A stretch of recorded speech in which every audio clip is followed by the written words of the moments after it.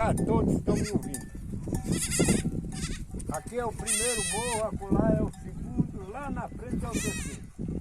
Olha que coisa linda, meus amigos.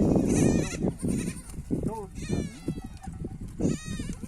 toda parte do país quer me acompanhar. Você vê que isso é uma história alegre. Vale a pena viver, ver uma imagem dessa.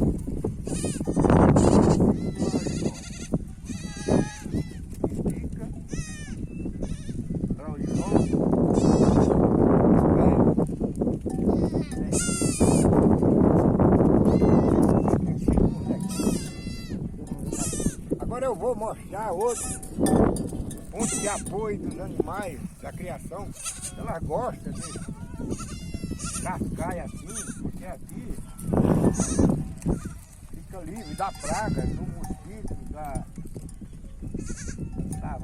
mosca e da muriçoca também. Ela se protege, porque o governo, a praga não se aproxima dela, ela se aproxima desse arrasto. Se for pelada assim, ela gosta, os animais gostam. Daqui é a história. Até mais, muito obrigado. Vamos lá para o outro cerrado, lá para o outro carrasco.